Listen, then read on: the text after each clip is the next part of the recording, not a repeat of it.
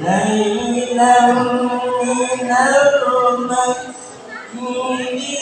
الحرام على سيدنا محمد وعلى سائر الأنبياء والهدي إلى سبيل الرشاد. السلام عليكم.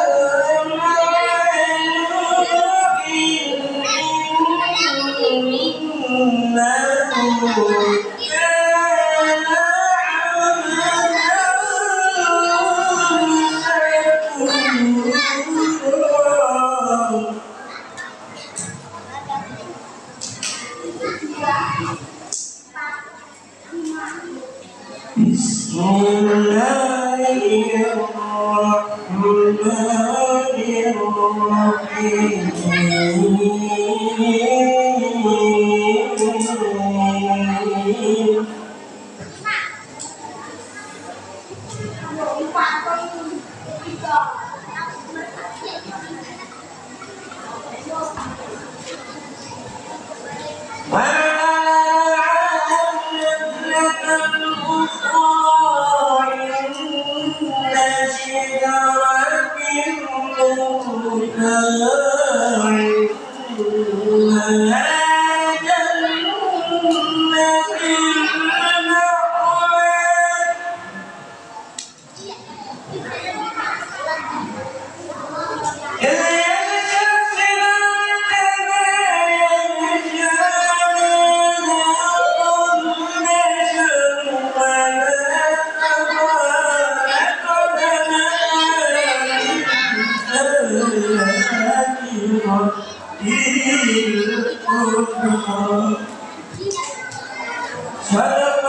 warahmatullahi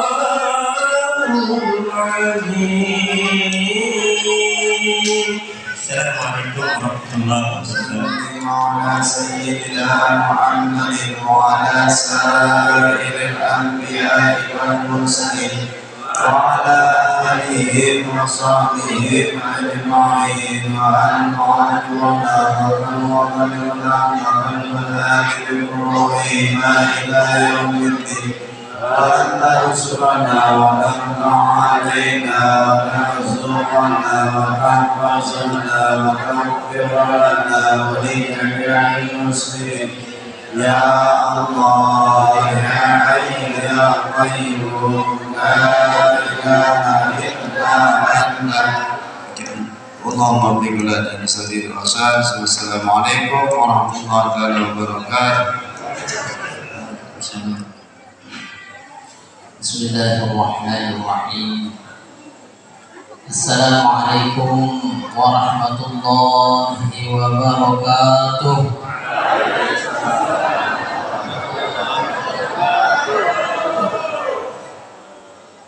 Bismillah, masyaallah. La yasrifu su'a illallah. Bismillah, masyaallah. La yasrifu al-khaira illallah. Bismillah, masyaallah. Ma kana min ni'matin fa min Allah. Bismillah, masyaallah. La haula wa la quwwata illa billah. Alhamdulillahilladzi asra bi 'abdihi lailan minal masjidil haram ilal masjidil aqsa alladzi barakna hawlahu linuriyahu min ayatina innahu huwas samiul basir.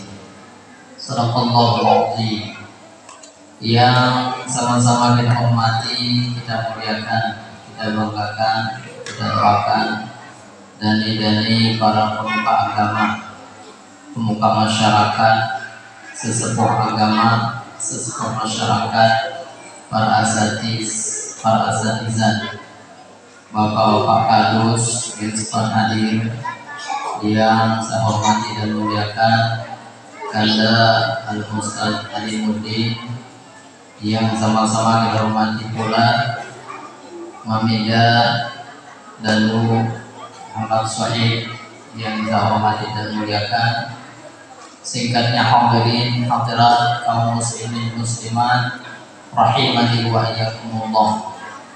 Pertama-tama mari kita sama-sama memanjatkan puji syukur kehadirat Allah Subhanahu wa taala yang alhamdulillah masih memberikan kita kesehatan, masih memberikan kita kekuatan, kesempatan, terlebih lagi iman, sehingga alhamdulillah kita semua bisa berkumpul, kita semua bisa bermuajahah di masjid Jamiatus Syakirin yang insyaallah penuh dengan barokah. Mudah-mudahan kehadiran kita semua akan menjadikan kita terus diberikan rahmat oleh Allah Subhanahu wa taala. Amin ya rabbal alamin. Shalawat serta salam pada junjungan kita Nabi besar Muhammad sallallahu alaihi wasallam. Mudah-mudahan barokah shalawat, mudah-mudahan barokah salam kita semua kepada beliau, maka kita semua akan diberikan syafaatnya di yaumil qiyamah. Amin ya rabbal alamin.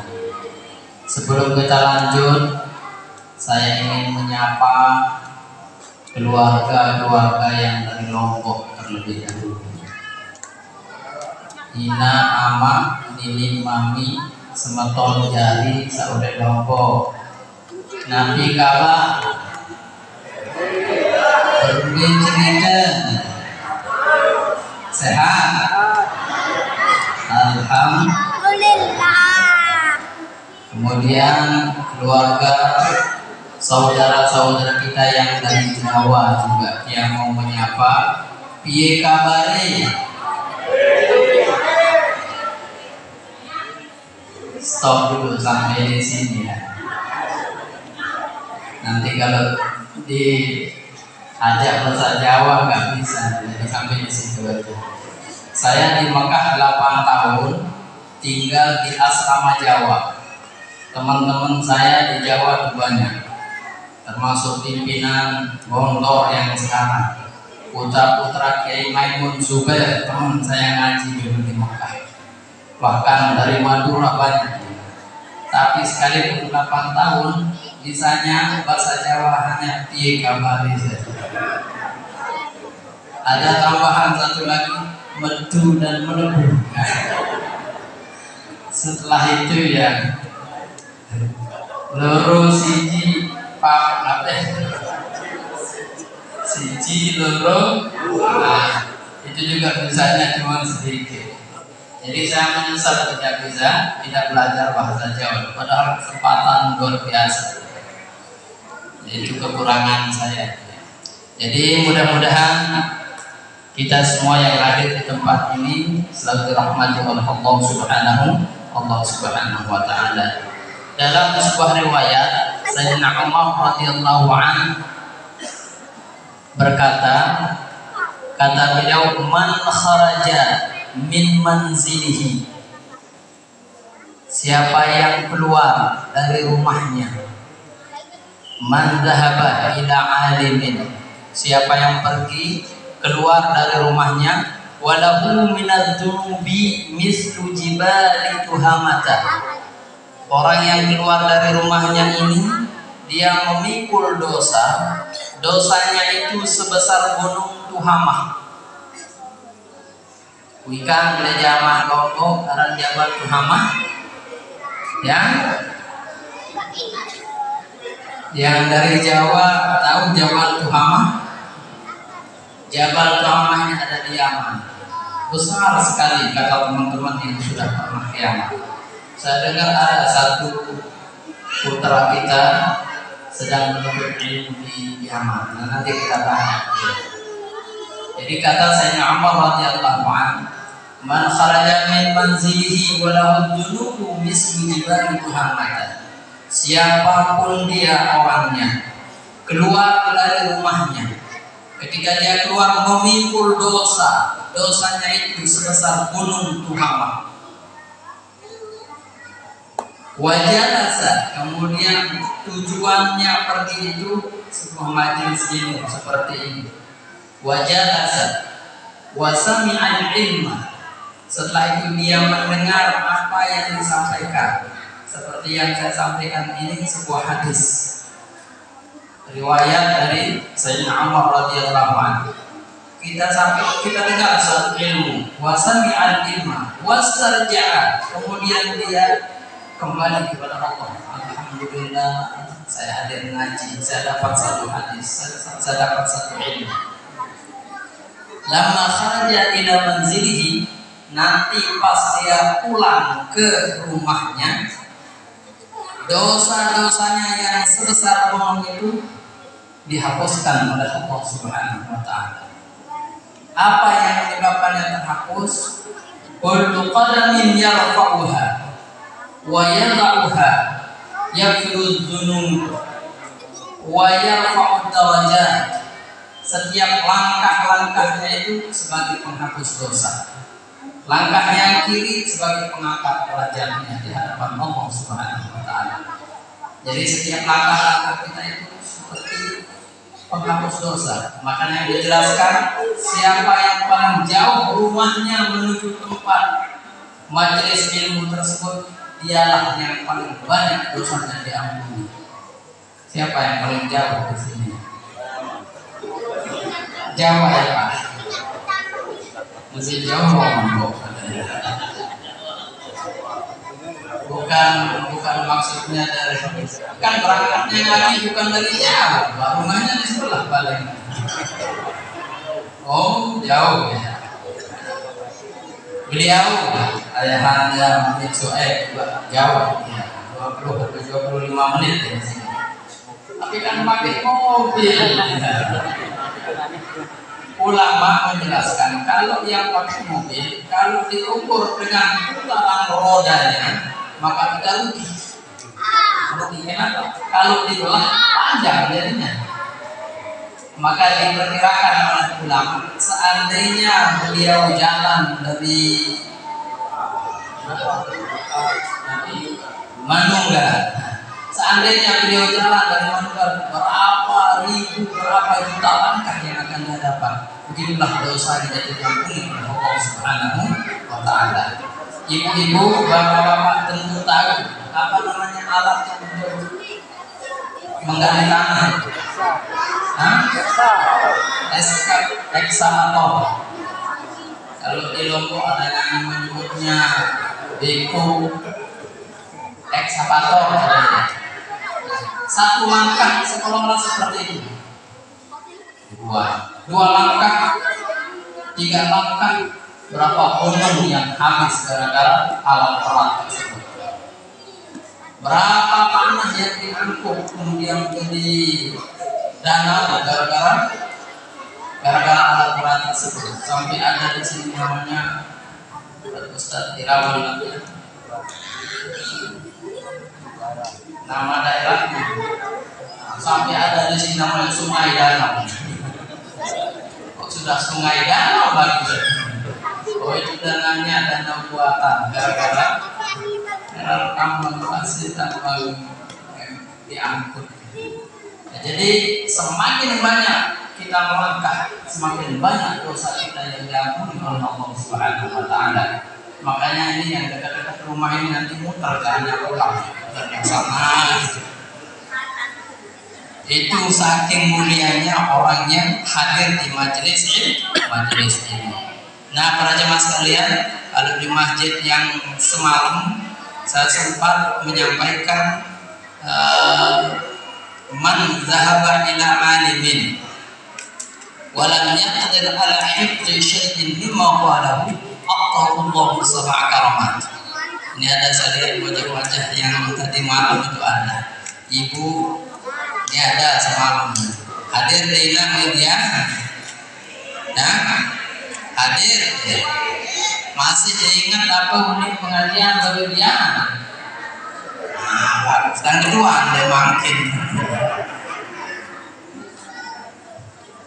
Siapa yang hadir di majelis ilmu akan diberikan 7 kemuliaan. Baru saya sebut 1 tadi malam. Nah, Nabi yang saya sebut itu Ina. Ya. Apa kan nama lupa.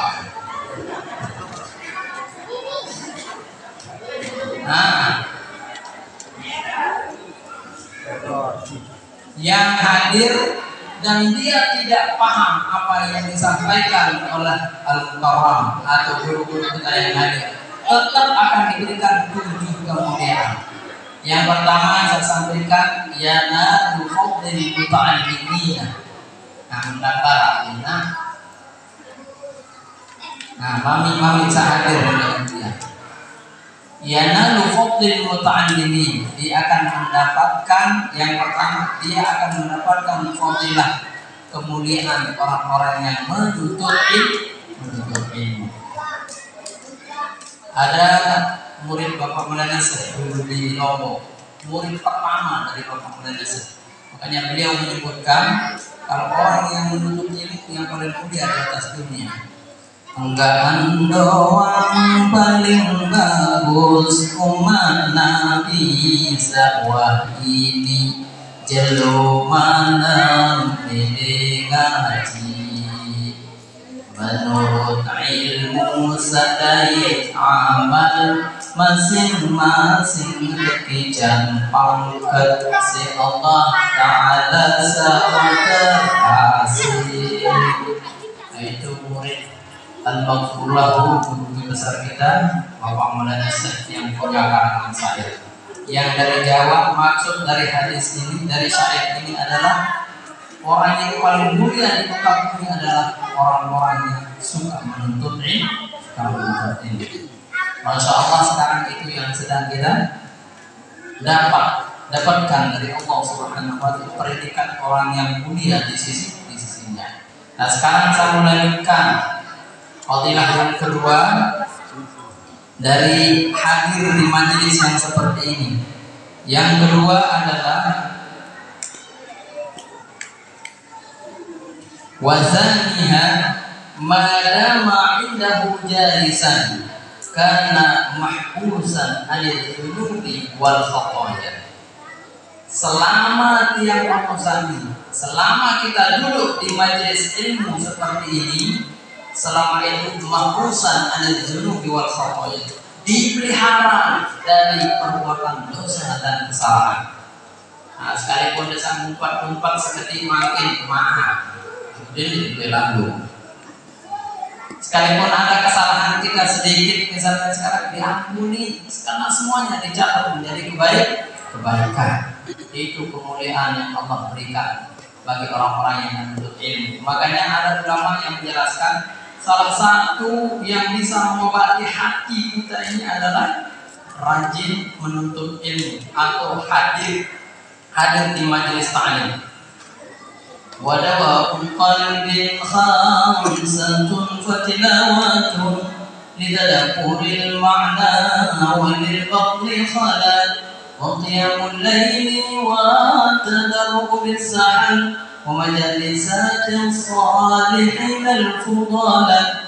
Ya, bahasa ulama itu yang diungkapkan oleh ulama dan syair. Ada 5 obat hati, obat yang tidak bisa dicari di apotek manapun. Obat hati, obat yang mana maksudnya? Untuk menghilangkan hasad, iri, dengki, sombong. Itu ada 5 obatnya. Yang pertama, sering-sering membaca Al-Quran. Sering-sering baca Al-Quran. Makanya semalam beliau menyampaikan ke orang-orang yang membaca Al-Quran itu, kalau dia yakin apapun dia niatkan pasti bisa terkabulkan. Pasti terkabulkan. Ada teman saya dulu ya, dia dalam perjalanan mau menuju ke suatu tempat, bensin mobilnya habis, dia mau nelpon pulsanya habis. Kira-kira kita susah nggak? Ya, mau nelpon pulsa habis, mau jalan bensin habis, mau beli di tempat yang sepi malam. Akhirnya dia ingat salah satu surah yang ada di dalam Al-Quran. Pemain ada dalam Al-Quran. Itu yang dia yakini, hanya itu yang dia baca. Sambil dia mencet teleponnya, kan nggak bisa, udah habis pulsanya. Sambil dia baca ayat tersebut, pemain miskol, miskolnya saja. Tiba-tiba bisa bertering HP-nya. Gara-gara miskol, padahal bukan itu maksudnya. Pemain miskol, dia nggak pernah lanjutin bacaannya. Pemain miskol. Akhirnya bisa tiba-tiba telepon, tolong saya kehabisan bensin, saya kehabisan pulsa, mobil saya mati di tempat yang sepi. Datang temannya, gara-gara pemain miskol. Bisa mungkin kita coba nanti kalau kehabisan pulsa, tapi harus yakin. Yang kedua yang bisa mengobati hati, walil batni khalat, sering-sering mengosongkan perut, alias sering-sering puasa sunnah, bukan puasa wajib, puasa sunnah. Yang ketiga, waqiyamul lail, sering-sering bangun tengah malam. Untuk apa? Sholat tahajud. Bukan bangun tengah malam untuk kencing saja, bukan. Malah kenapa malam itu kalau sudah pertengahan terakhir malam menjelang akhir 1 jam atau 2 jam sebelum terakhir, malaikat disuruh keliling Allah Subhanahu wa taala, malaikat rahmat. Ya malaikati, hai malaikat, kelilinglah di muka bumi. Lihat hamba siapa yang bangun di saat orang-orang sedang tidur. Kalau kamu jumpai mereka sedang berdoa, laporkan, saya akan kabulkan semua permohonannya. Kalau dia sedang minta ampun, bagaimanapun dosa-dosanya, saya akan ampuni dosanya. Keliling malaikat ke semua rumah-rumah, ditengok. Yang masih tidur ditinggalin, dipindah lagi ke rumah yang lain terus. Ada salah seorang lagi bangun, oh ini alhamdulillah kata malaikat, ini ada hamba Allah yang sedang bangun, masuk WC dicatat dia mungkin akan sholat. Begitu keluar dari WC tidur lagi. Semakin cinta malaikatnya kesel, sudah siap-siap saya menulis sendiri, ternyata tidur lagi. Nggak jadi dicatat malaikat. Yang maksudnya itu bangun untuk sholat tahajud, bangun sholat sunnah dengan malam. Yang ketiga, watadarruu bis-sahar, sering-sering minta kepada Allah Subhanahu wa taala. Nggak mohon apapun yang kita minta. Tidak ada doa yang tidak dikabulkan oleh Allah Subhanahu wa taala. Cuma doa ini ada kalanya langsung dikabulkan, itu mustajab. Ada kalanya nanti dikabulkan, besok, lusa, atau minggu depan baru dikabulkan. Itu juga mustajab. Ada yang bulan depan, ada yang 3 bulan kemudian. Kenapa Allah menangguhkan? Oh, karena waktu kita minta menurut Allah apa yang kita minta belum tidak baik menurut Allah kalau saya berikan. Makanya kapan diberikan? Nanti kalau sudah baik menurut Allah baru kita diberikan. Karena kita ini kepada Allah Subhanahu wa taala tidak jauh bedanya seperti anak-anak kita yang minta kepada orang tuanya. Anak-anak kita itu kalau misalnya minta permen, anak-anak kita itu misalnya minta kerupuk, minta es krim, padahal dia sedang mencret. Misal, anak kita nangis minta es krim, padahal dia sedang mencret. Apakah sih hina? Apakah kita yang jadi orang tua akan memberikannya? Hina, ya debeng ya anak, asalnya dia mencret es krim, kembali aku didik karena sayang kita kepada anak. Kembali aku didik kerupuk, ini mbak. Kenapa kita tidak berikan dia es krim? Karena dia sedang sakit perut. Kalau kita berikan, mati.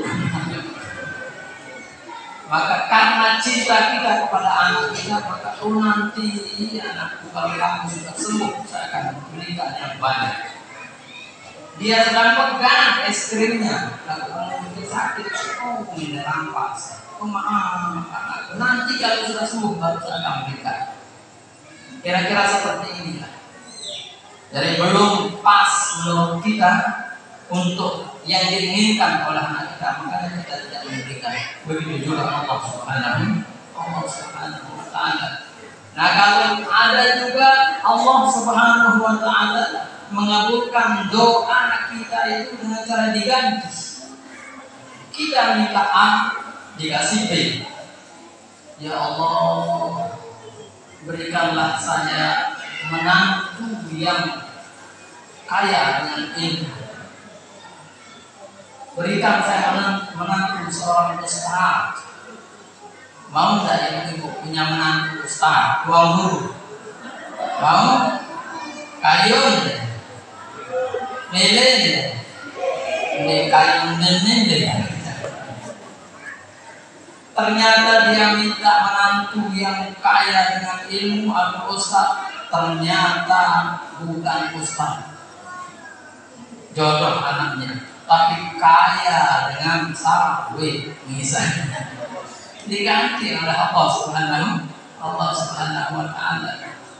Mari atau misalnya Allah dia kesulitan satu-satunya anaknya perempuan, sawitnya 5 hektar, itu jadi menantu saya kaya mendadak. ternyata yang miskin tapi ustaz. Biasa yang soge isi ilmu, soge isi sawit. Paling bagus soge dengan sawit dan juga soge dengan mil.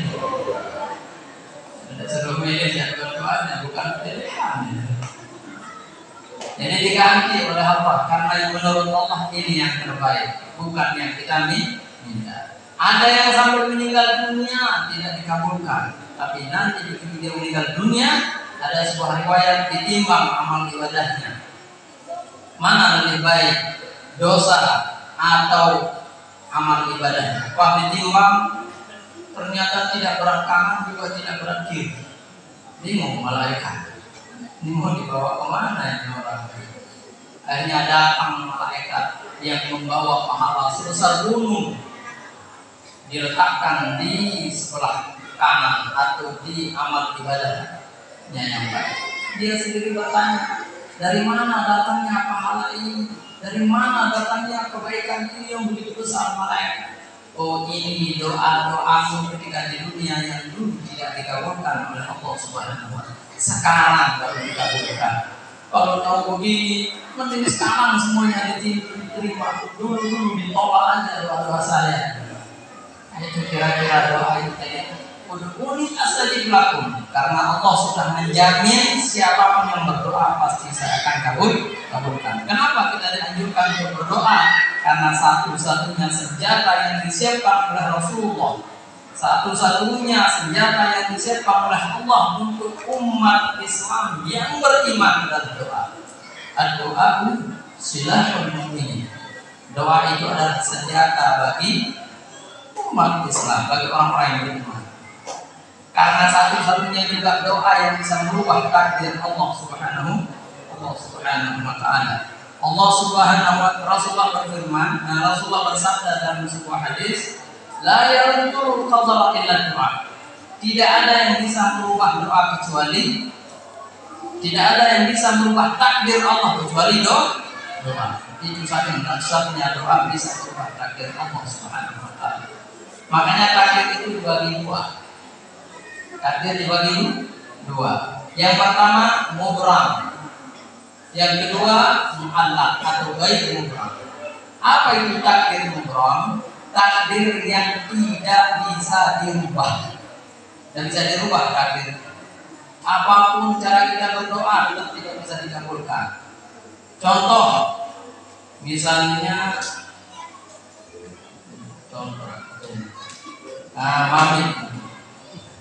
mami kan sudah mulai kubahan. Kemudian dia berdoa, ya Allah, kembalikanlah rambut saya yang hitam, kembalikanlah masa muda saya ya Allah. Sampai habis air matanya berdoa, tetap tidak akan pernah bisa kembali muda aja.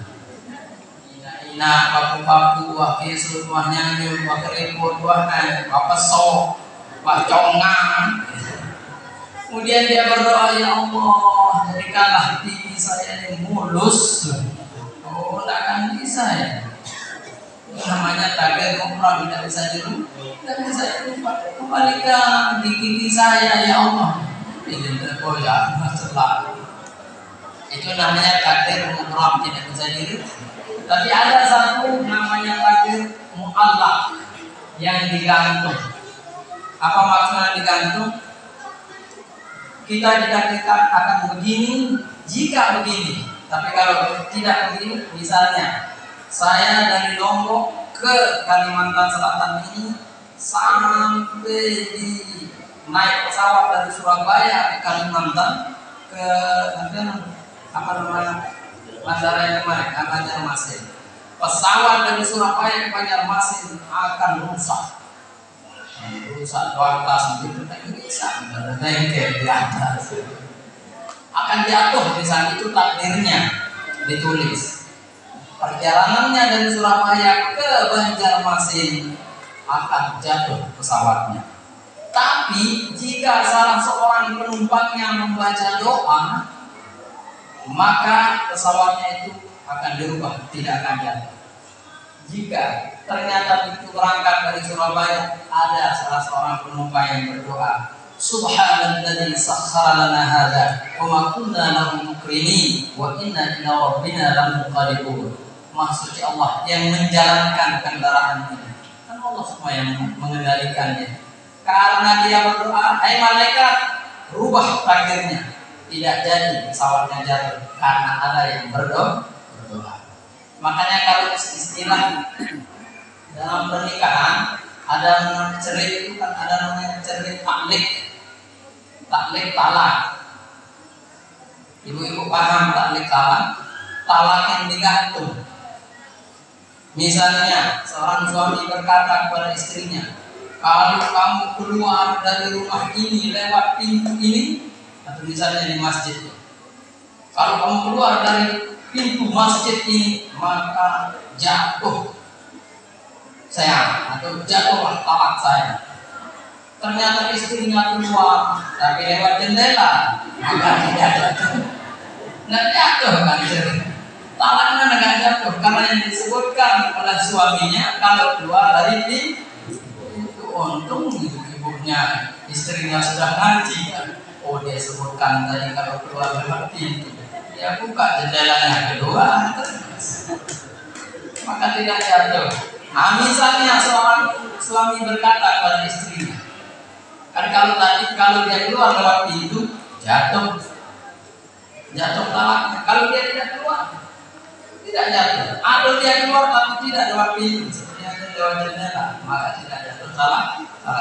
Tapi misalnya kalau seorang suami, kalau kamu keluar dari masjid ini dari pintu dan jendela ini, maka jatuh. Ternyata dia naik tangga, dia keluar dari aja. Apakah talaknya jatuh? Tidak juga. Karena yang disebut oleh suaminya tidak diganggu lewat pintu, tidak lewat jendela, tidak, cuma lewat atap dia buka masjid. Maka tidak jatuh juga talaknya. Kecuali kalau suaminya berkata, kalau kamu keluar dari masjid ini, maka itulah jadi jatuhlah talak. Nah, asal dia keluar lewat manapun, maka jatuhlah talaknya. Jadi kalau dia tetap di dalam masjid, ya tidak akan pernah jatuh talaknya. Makanya ada namanya taklik dan talak. Jadi saya kasih cerita ya satu. Saya baca di kitab Majalis Saniyah. Ada salah seorang laki-laki, seorang bapak-bapak, dia mencari rezeki. Cara dia mencari rezeki, suka mengambil anak burung. Jadi kalau ada di pohon-pohon itu rumah burung, apa namanya? Kalau bahasa Lomboknya suruh. Bahasa Jawa namanya apa? Sarang burung. Dia suka mengambil sarang burung yang anaknya baru tumbuh rambutnya.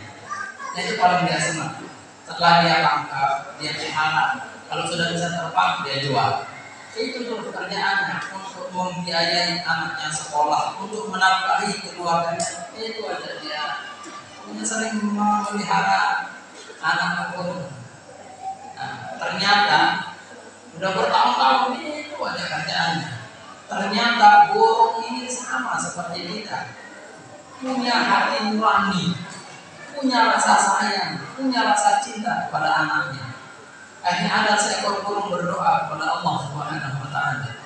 Kata burung ini, Subhanallah ya Masjid ya Allah, manusia itu memang diciptakan sebagai makhluk yang termulia di muka bumi ya Allah. Dialah yang diciptakan sebagai pemimpin di muka bumi ini ya Allah. Dan saya sebagai ekor burung adalah makhluk yang lemah di muka bumi ini ya Allah. Tapi masa selama saya hidup saya hanya akan menerima kezaliman dari manusia ya Allah. Sudah berapa kali saya melahirkan anak, dia terus yang menangkap anak saya. Jadi tidak adil ya Allah kalau saya juga ingin punya anak, ingin punya keturunan, ingin punya cucu ya Allah. Masa saya dizalimi terus, setiap saya melahirkan dia terus yang ngambil anak-anak saya ya Allah. tolong balas kezalimannya ya Allah. Karena dia sering berdoa, ternyata dijawab oleh Allah. Ada suara dari langit, mada turidu minhu, apa yang kau inginkan dari orang tersebut? Karena dia senang doanya dijawab, mohon ya Allah, nanti di saat dia menangkap saran saya, saat dia mau mengambil anak saya, tolong jatuhkan dari atas pohon dan kakinya patah supaya dia bisa jalan lagi. Itu doa burungnya. Akhirnya dikabulkan. Oh kalau gitu tolong catat, bulan ini tanggal sekian, hari ini jam sekian, nanti dia akan jatuh dari pohon di saat dia akan mengambil anaknya. Senang luar biasa nih burung itu. Nah ketika dia sedang mengambil makanan untuk anaknya, dia ingat, dia lihat hari yang ditentukan, dia lihat bulan yang ditentukan, tinggal jamnya saja. Oh benar, coba saya terbang. Akhirnya dia terbang ke rumah orang yang suka menangkap anaknya tersebut. Apakah benar hari ini dia akan keluar menangkap anak burung anaknya atau tidak? Akhirnya dia terbang sampai di halamannya, dia kan lupa di dalam pohon itu dia berhenti terbang. Dia lihat ternyata benar orang tersebut sedang bersiap-siap untuk berangkat. Oh benar, dia mau berangkat menangkap anak saya hari ini. Oh tapi belum yakin dia. Saya mau yakini dulu apakah dia benar keluar dan jalan ke arah kebun tempat saya bikin sarang, atau dia belok kiri atau belok kanan. Kalau dia belok kanan atau belok kiri berarti tidak jadi. Ternyata dia tunggu buka pintu gerbang, lurus ternyata ke kebun tempat dia bikin sarang. Oh benar, sekarang orang ini akan jatuh, tahu rasa dia terbang aja berpindah dari pohon ke pohon. Tinggal kurang lebih 400 meter dari kebun tempat dia bikin sarang. Tiba-tiba orang ini menemukan orang sakit di pinggir jalan, lagi merintih kesakitan. Tolong, sakit karena sakitnya. Karena dia melihat orang sakit timbul rasa kasihannya. Akhirnya dia berhenti. Dia buka tasnya, dia keluarkan air yang ada, dia keluarkan makanan yang ada, dia kasih minum, dia kasih makan orang yang sakit ini. Ternyata setelah makan, orang yang sakit ini segar. Ternyata sakit kelaparan. Timbul penyakit emahnya. Akhirnya setelah ngobrol-ngobrol, alhamdulillah saudara lewat di tempatnya, akhirnya saya tidak mati. Allah telah memberikan pertolongan, Allah telah mengutusmu untuk menyelamatkan saya. Kalau memang belum ajar saya, pasti memang Allah akan berikan pertolongan pada saya. Terima kasih banyak. Akhirnya Bapak mau kemana? Lewat di sini. Dia cerita, saya mau mengambil sarang burung. Nanti kalau ada anaknya yang sudah yang sudah tumbuh rambutnya, itu saya senang sekali menangkap. Itu saya jual kalau sudah bisa terbang untuk menambahi keluarga saya. Oh, terus kalau Bapak mau kemana? Saya musafir. Saya mau ke sana berangkat dari sini, tapi bekal saya habis dan penyakit saya kambuh tadi. Oh, Bapak lewat. Oh, mudah-mudahan Bapak yang sedang mencari rezeki untuk anaknya dipelihara oleh Allah, tiba-tiba didoain. Mudah-mudahan Bapak selamat, tetap sehat, panjang umur, dimurahkan rezeki yang halal dan barokah, tetap dalam lindungan Allah Subhanahu wa taala, dijauhkan dari penyakit. Semua didoain. Amin. Biasa kata didoain. Oh, Bapak juga semoga selamat sampai tujuan. Mudah-mudahan kita bertemu lagi, kisah dia. Lanjut terus orang ini ke kebun yang dia tuju. Oh, ternyata saya kira nggak jadi kata burung itu jadi atas terus dia ngawasi kan. Tapi memang belum jamnya. Kalau memang belum jamnya pasti akan berhenti. Nah ini waktunya tinggal sebentar. Pantas dia jalan berjalan ini sampai di kebun tersebut. Semakin dekat ke pohon tempat dia bikin sarang, mulai mengangkat kepala dia. Oh itu ketahuan ternyata. Ketemu akhirnya burung. Alhamdulillah itu yang saya cari. Mulai lepas ranselnya, tasnya, kemudian dia mulai angkat kainnya, mulai manja, makin atas, makin atas, makin atas. Kata burung ini ketika dia mengambil sarangnya, tangannya terpeleset, kakinya terpeleset dan akan jatuh, langsung patah kakinya dan tidak bisa jalan. Itu yang diharapkan oleh burung tersebut. Akhirnya setelah semakin atas, ternyata bisa dipegang sarangnya. Nah ini yang saya cari. Mulai turun sedikit sampai bawah, ternyata nggak jadi jatuh. Menangis lagi si burung ini, subhanallah ya Maha Suci Engkau ya Allah. Engkau sudah menjadikan kepada saya bahwa orang ini akan jatuh pada saat ini, hari ini ketika dia mengambil anak saya. Tapi kenapa dia selamat sampai bawah ya Allah?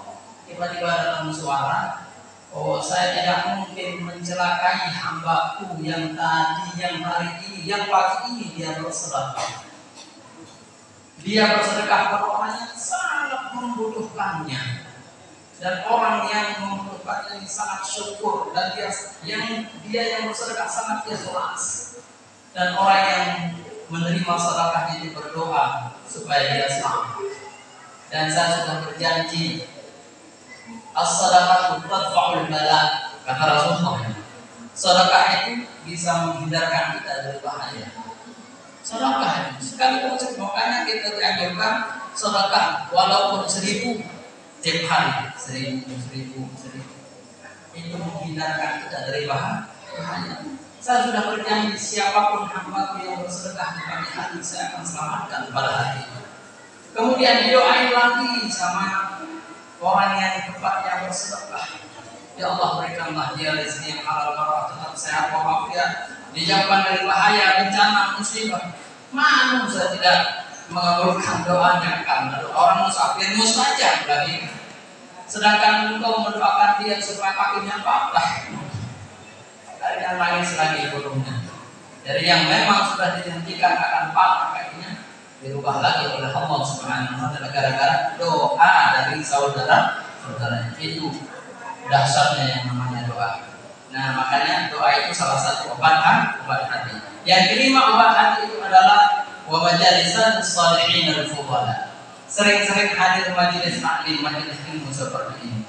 Misalnya contoh, tadi sebelum ibu berangkat, misalnya besok atau lusa akan datang tagihan. Apa namanya? Tagihan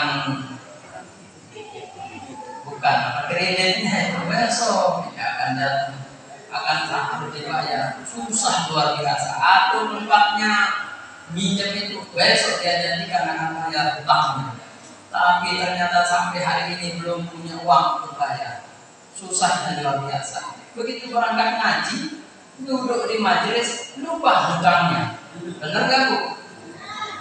Harapkan hutang, mencari hutang juga ngaji, lupa hutang kita kalau sudah ngaji. Tapi nanti kalau pulang ingat lagi. Kalau kita udah pulang jadi ingat lagi, susah lagi. Makanya nggak usah kita pagi-pagi pulang, sampai malam kita ngaji, sanggup? Sampai jam 2 sanggup? Penyiksaan namanya. Nah jadi itu obat hati. Nah jadi kembali ke yang tadi, nggak habis-habis jadinya fadilah akan menuntut ilmu itu ya. Baru 2 ya, salahnya banyak sekali. Nah jadi insya Allah nanti kita lanjutkan lagi ya. Ini juga terakhir saya di sini, besok sudah harus pindah alam. Nah, bukan pindah alam mati maksudnya, pindah tempat ke tempat yang jauh sekali gitu ya. Dari tempat saya berangkat kemarin harus kembali. Jadi insya Allah hari Senin baru di dekat beliau besok. Jadi mudah-mudahan apa yang kita sampaikan ada manfaatnya untuk saya pribadi dan untuk kita semua. Kurang lebihnya mohon dimaafkan. Terima kasih atas perhatian. Wallahul muwaffiq wal hadi ila sabilir rasyad. Wassalamualaikum warahmatullahi wabarakatuh. Waalaikumsalam warahmatullahi wabarakatuh. Amin ya rabbal alamin. Bismillahirrahmanirrahim. Alhamdulillahirabbil alamin. Alhamdulillah ala wa bihi wa sallallahu alaihi wa sallam. La ilaha illallah. Allahumma shalli ala Muhammadin wa ala alihi rahmatillah ala rahmatillah sallallahu alaihi wasallam daimaini jawab mulkillah ala alihi wasallim Allahumma shalli ala Muhammadin bil qulubi wa dawaiha wa afiyatil abdan wa shifaiha wa nuril absari wa dhiyaiha sallallahu alaihi wasallim bi kulli lamat wa nafsin bi hadhihi wa billah Allahumma taqabbal minna innaka antal alaina innaka antal rahim ربنا هب لنا من ازواجنا وذرياتنا قرة اعين واجعلنا اماما اللهم انصر الهدى واتقى العفاف وبلغنا اللهم انك نصرنا وعلى نياتنا فاقبل مغفرتنا وحاجاتنا واجعلنا صدقنا فاغفر لنا ذنوبنا اللهم افتح لنا ابواب الخير وابواب الرحمه وابواب البركه وابواب النعمه وابواب القوه وابواب الصحه وابواب السلامه والعافيه وابواب المغفره والجنه يا ارحم الراحمين ربنا ظلمنا انفسنا ولم تغفر لنا وارحمنا لنكونن من الخاسرين اللهم اجعلنا في رجب شعبان وبلغنا رمضان اللهم اجعلنا في رجب شعبان وبلغنا رمضان اللهم اجعلنا في رجب شعبان وبلغنا رمضان ربنا ذنوبنا لنا ورحمنا وغفرنا سائرا ربنا اتنا في الدنيا الاخره وجعلنا من عذاب النار صلى الله عليه وسلم على سيدنا محمد وسلم سبحان ربك رب العزه عما يصفون سلام على العالمين الفاتحه قبل الشهر ya karena berjaya saya Assalamualaikum warahmatullahi wabarakatuh.